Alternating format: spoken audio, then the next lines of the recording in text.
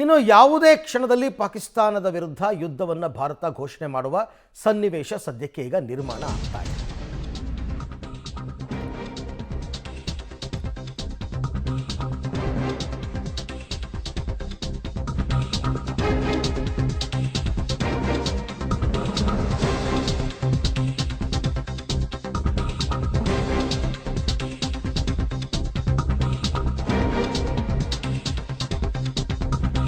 ಭಾರತ ಪಾಕ್ ನಡುವೆ ಯುದ್ಧದ ಕಾರ್ಮೋಡದ ಹಿನ್ನೆಲೆಯಲ್ಲಿ ಯಾವ ಕ್ಷಣದಲ್ಲಾದರೂ ಪಾಪಿಗಳಿಗೆ Bharat ಕಾಡಬಹುದು.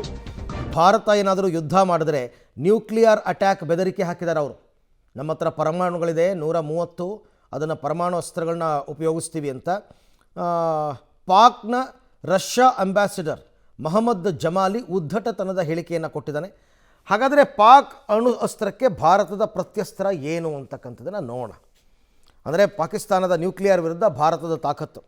No first nuclear use ಅಂತ ಪಾಲಿಸಿ ಮಾಡಿಕೊಂಡಿದೆ ಭಾರತ. ಯಾವ ದೇಶದ ವಿರುದ್ಧನೂ ಮೊದಲಿಗೆ ನಾವು ಹಾಕಲ್ಲ, ಅವರು ಹಾಕಿದ್ರೆ ನಾವು ಬಿಡಲ್ಲ.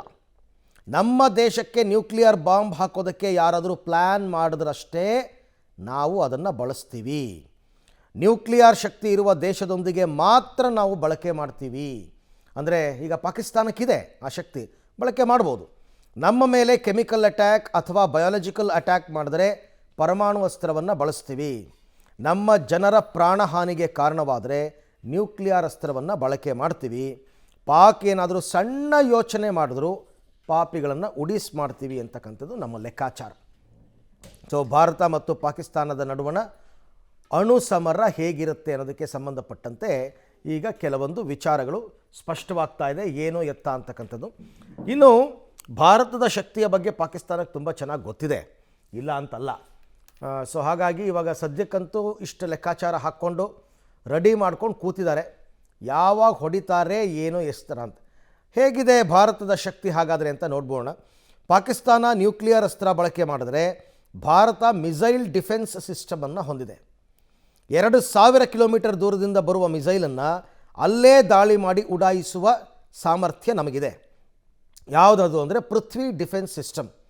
ಭೂಮಿಯಿಂದ 60-80 ಕಿಲೋಮೀಟರ್ ಮೇಲಿನ ಹೊಡೆದು ಉರುಳಿಸುವ ಸಾಮರ್ಥ್ಯ ಇದಕ್ಕಿದೆ. ಅಡ್ವಾನ್ಸ್ಡ್ ಡಿಫೆನ್ಸ್ ಸಿಸ್ಟಮ್, ಇದು ಭಾರತದ ಲೇಟೆಸ್ಟ್ ಡಿಫೆನ್ಸ್ ಸಿಸ್ಟಮ್ ಇರ್ತಕ್ಕಂಥದ್ದು.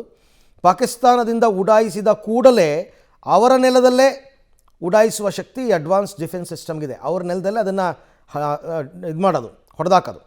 S-400 ರಷ್ಯಾದಿಂದ ತೆಗೆದುಕೊಂಡಿರುವ ಡಿಫೆನ್ಸ್ ಸಿಸ್ಟಮ್, ಇದು 400 ಕಿಲೋಮೀಟರ್ ದೂರದಲ್ಲೇ ಹೊಡೆದು ಉರುಳಿಸುತ್ತದೆ ಅಂತನ್ಬಿಟ್ಟು ಈಗ ಇಷ್ಟೆಲ್ಲ ಮಾಹಿತಿ ನಮಗೆ ನಮ್ಮ ತಾಕತ್ತೇನು ಅಂತಕ್ಕಂಥದ್ದು ಗೊತ್ತಾಗ್ತಾ ಇದೆ. ನಿನ್ನೆ ಪಾಕಿಸ್ತಾನ್ ಅಂಬಾಸಡರು, ರಷ್ಯಾಗೆ ಅಂಬಾಸಡರ್ ಆಗಿರುವಂಥ ಮೊಹಮ್ಮದ್ ಖಲೀದ್ ಜಮಾಲಿ ಅನ್ನೋನು ಒಂದು ಹೇಳಿಕೆ ಕೊಡ್ತಾನೆ.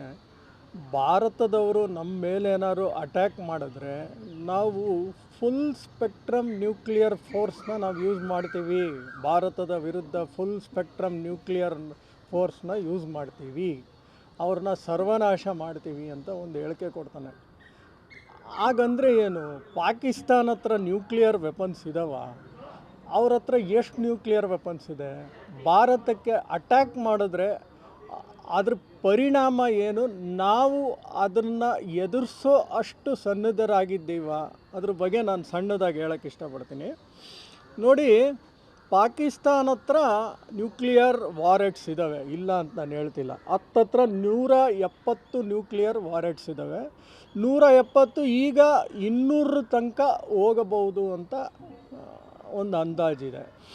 ನೋಡಿ, ಈ ನ್ಯೂಕ್ಲಿಯರ್ ವಾರೆಡ್ ಅಂದರೆ ಬರೀ ವಾರೆಡ್ ಇಟ್ಕೊಂಡು ನಮ್ಮ ಮೇಲೆ ಎಸೆಯೋಕ್ಕಾಗಲ್ಲ. ಅದನ್ನು ಆ ಪರ್ಟಿಕ್ಯುಲರ್ ನಿಗದಿತ ಜಾಗಕ್ಕೆ ತಗೊಂಡೋಗೋಕ್ಕೆ ಮಿಸೈಲ್ ಬೇಕು.